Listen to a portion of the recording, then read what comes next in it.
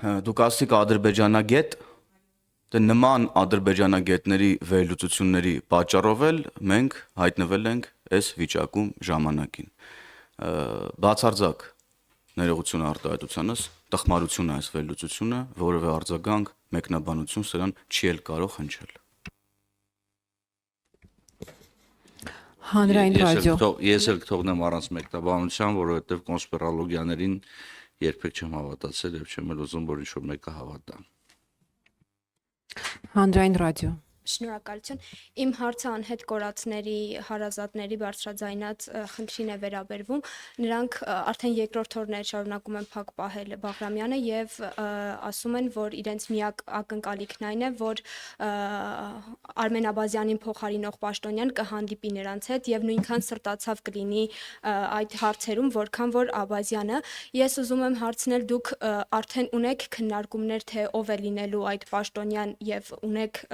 ժամկետներ որոշակի, որովհետև ծնողները ժամ առ ժամ սպասում են այդ հայտարարությանը եւ նաեւ նրանք ակնկալում են, որ Թուրքիա այցի շրջանակներում կքննարկվեն նաեւ հումանիտար հարցեր գերիներին վերաբերող։ Գիտեմ, որ օրակարգի մասին դեռ հայտարարություն չկա, բայց ձեր կարծիքն եմ ուզում լսել, կքննարկվեն արդյոք նաեւ նման հարցեր։ Շնորհակալություն։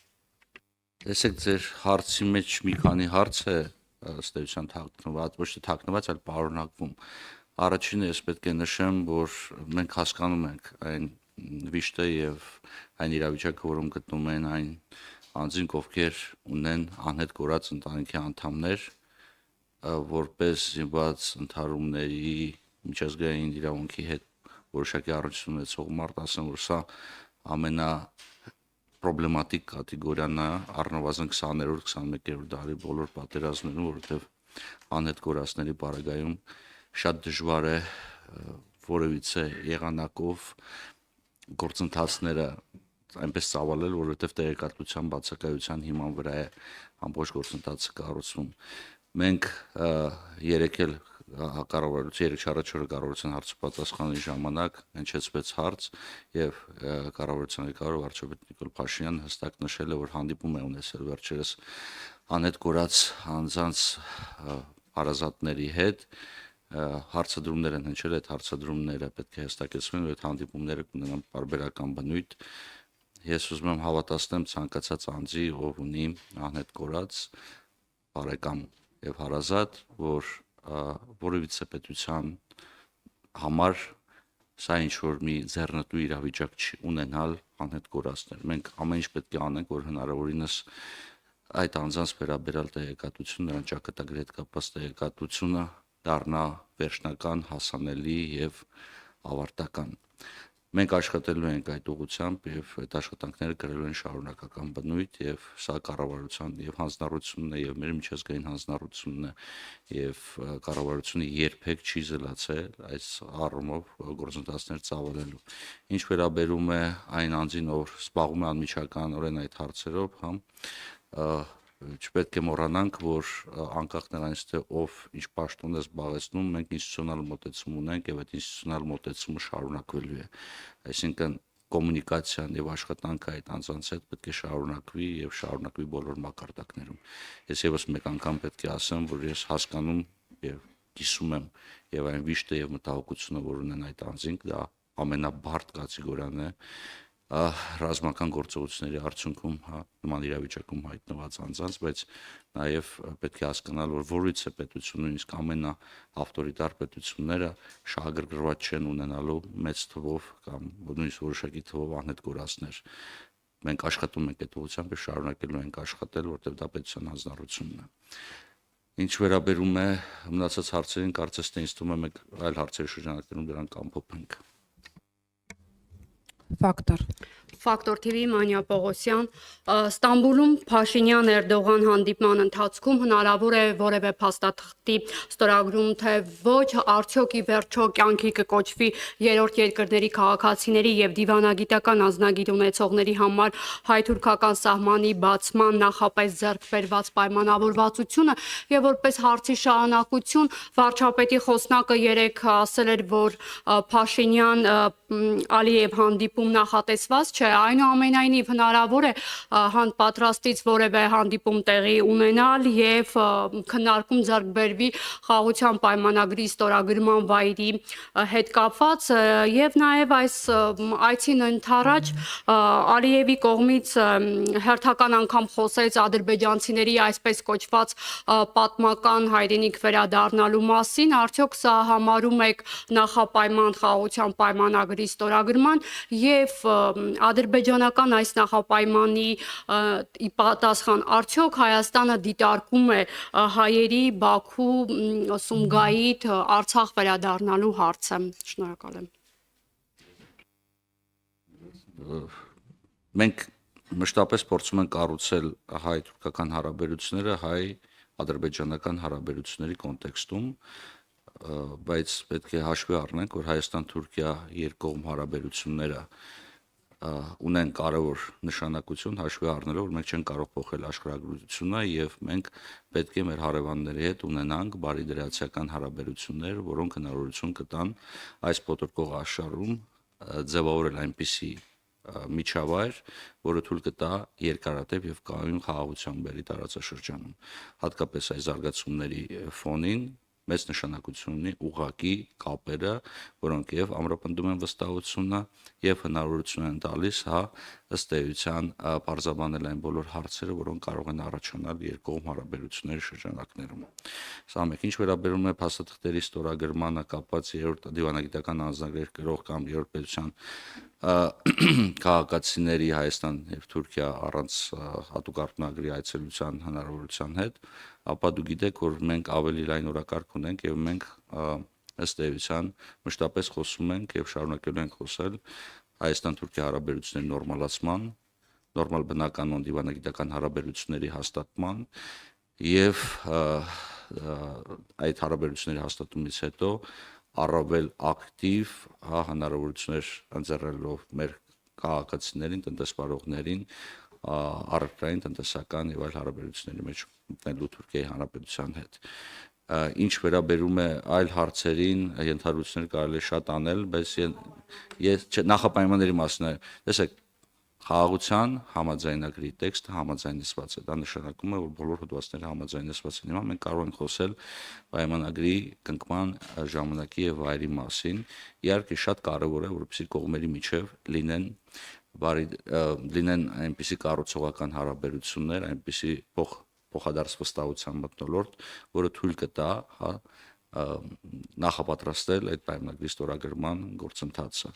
Այս առումով իհարկե տարածաշրջանային կոնսենսուսը հարցի վերաբերյալ մեծ դերակատարություն ունի եւ մեր հարաբերությունների հարևանների հետ եւ հարևանների դրական դիրքորոշումը խաղաղության գործընթացի վերաբերյալ շատ կարեւոր գործոններ կհանդիսանան իրական խաղաղության հաստատման համար։ Ների վերադարձի մասին, մասնավորապես այս նախապայմանի, թերևս հանրությունը տեղյակ չի խաղաղության պայմանագրի կետերում սա ներառված է, թե ոչ։ Ես եւս մեկ անգամ պետք է նշեմ հետեւյալը։ Ցանկացած տեսակի խաղաղության պայմանագիր, ցանկացած տեսակի բնականon հարաբերությունների հաստատման ուղղված փաստաթուղթ պետք է հիմնված լինի փոխադարձ վստահության եւ ասենց ասեմ կոնսենսուսի, այսինքն միջազգային հանրության մոտ առկա կոնսենսուսի հետ կապված։ Մենք քննարկում ենք այս հարցերը այս համատեքստում եւ ես չէի ուզենա, որ մենք ինչ որտեղ, ինչ որ, չգիտեմ, լրատվամիջոցի կամ մեկ այլ լրատվամիջոցի, որը հղում է կատարում, մեկ այլ լրատվամիջոցի, որը հղում է կատարում մի փաստաթղթի, որից հետո որը հղում է կատարում մեկ պաշտոնատար աղբյուրի եւ ասենք, որ գիտեք, սա դարձել է նախապայման կամ բան։ Ես կխնդրեմ, որպեսզի լրատվամիջոցները եւս այս գործընթացում փորձեին հնարավորինս աջակցող դիրքորոշում բռնեն, որովհետեւ մենք ըստ էության ասում ենք հետեւյալը. խաղաղության պայմանագրի տեքստը համաձայնեցված է, մենք այդ տեքստով շարունակում ենք առաջ եւ շատ կարեւոր է հիմա ձևավորել հատկապես այն զարգացումների լույսի ներքո, որը առկա է այսօր մեր հարավում կամ մեր հյուսիսում,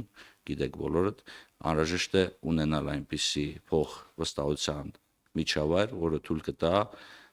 երկարատև կայուն խաղաղություն կնքել։ Այսքան։ Ազատություն։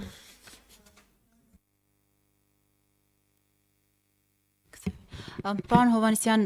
Թուրքիա կատարած այցի օրակարգի հետ կապված ինչ կարող եք տեղեկացնել, ինչ օրակարգով է լինելու եւ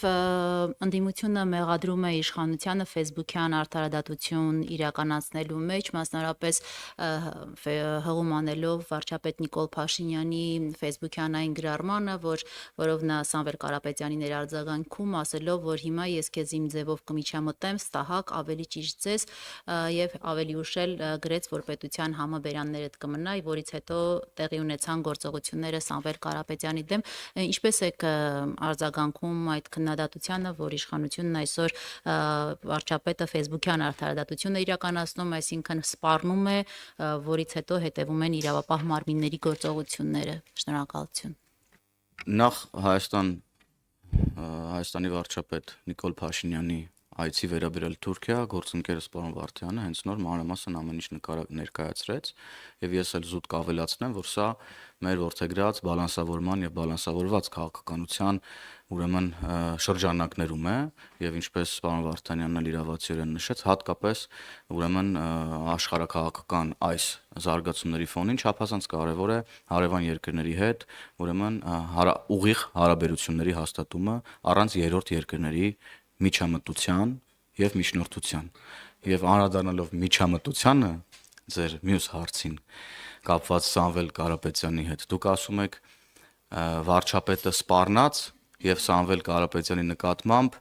քրեաիրավական գործողություններ տեղի ունեցան ոչ Սամվել Կարապետյանը սպառնաց եւ նրա նկատմամբ քրեաիրավական գործողություններ տեղի ունեցան ես քրեաիրավական գնահատական բնավ չեմ կարող տալ եւ չեմ էլ պատրաստվում տալ որպես քաղաքական գործիչ բայց երբ որ այլ երկրում կենսական շահեր ունեցող մարդը գալիս է եւ տվյալ քաղաքական իրավիճակում տվյալ կոնտեքստում հայտարարություն է անում օգտագործելով խմբակ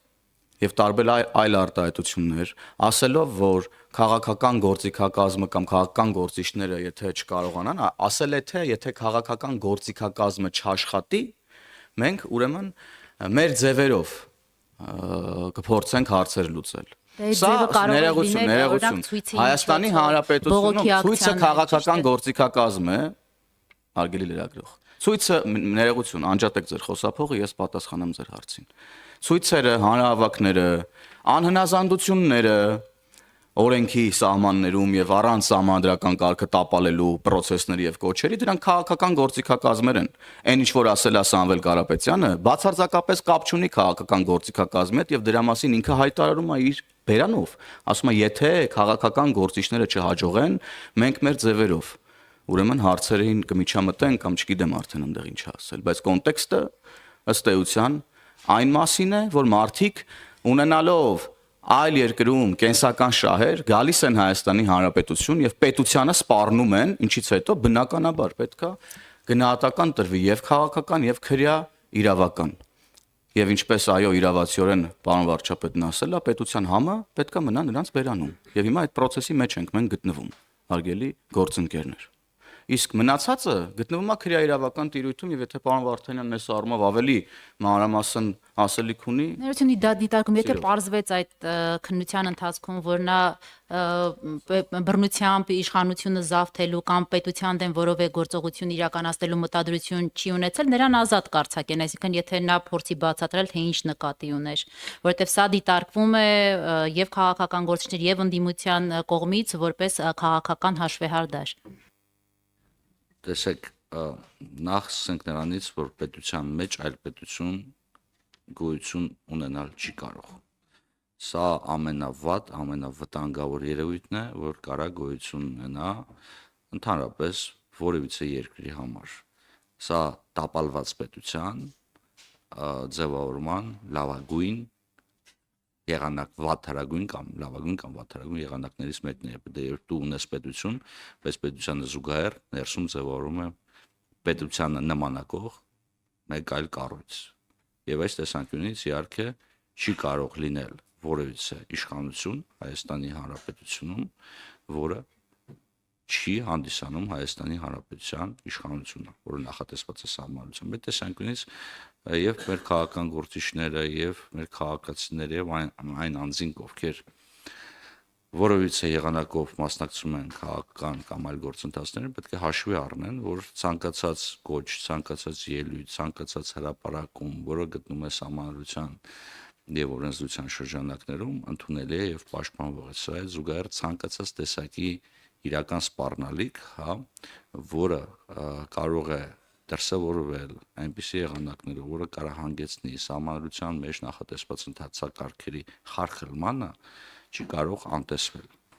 Քրեիրավական գնահատական իհարկե մենք չենք հնչեցնի, որովհետև մենք դատարան չենք։ Հայաստանում արդարադատություն իրականացնում են դատավորները Հայաստանի Հանրապետության Սահմանադրության համաձայն։ Դուք ձեր կողմից արտահայտություններ նշեցիք, այս կարգի արդարադատություն, այն կարգի արդարադատություն, ես բազում անգամներ ասել եմ եւ մենք կրկնում ենք, որ յուրաքանչյուր պաշտոնատար անձ պարտավոր է առաջնորդվել օրենքով, սեփական համոզմամբ, իսկ դատավորը նաև գտնում է երթման տակ եւ պետք է ոչ միայն դատավորը, այլ նաև արդարադատություն իրականացնող եւ արդարադատության իրականացման օժանդակող բոլոր կառույցները գտնվում են երթման եւ համապատասխան պարտավորությունների ներքո եւ նրանք պետք է կատարեն իրենց պարտավորությունները։ Ես չեմ ուզում քրեիրավական որոշակի գնահատականներ տալ, որտեղ այդ գնահատականները մերը չեն եւ չեմ ուզում որ սա դիտարկվի որպես որևիցե եղանակով միջամտություն արդարադատության իրականացմանը, բայց առնվազն մոտավորապես պատկերացրեք, որ պետական իշխանությունը գալիս է որպեսզի օրենքով նախատեսված գործընթաց ծավալի եւ բախվում է մի այս բaragայում ես խմբակ եզրույթ օգտագործում խմբակի հետ, որը ասում է պետական որոշումը չի կատարվելու։ Սա այդ failed state-ի կամ տապալված պետության ձևավորման ամենավտանգավոր բաներից մեկը կարող է պետության գործողությունները երբեք որևիցե կողմից չպետք է վիճարկվի։ Իհարկե, եթե պետությունը գործում է սահմանադրության եւ օրենքների շրջանակներում, բայց համենայն դեպս երկար խոսեցի մի քիչ, համենայն դեպս տեսեք, ցանկացած սպառնալիքի իրական լինելու գնահատականը պետք է տա դատական իշխանությունը, բայց անտեսել նաև սպառնալիքի իրական լինելը կամ այդ սպառնալիքի կամ սպառնալիքի լեզվով խոսալը, որը կարող հանգեցնի սահմանադրության խախտմանը, մենք չենք կարող անտեսել։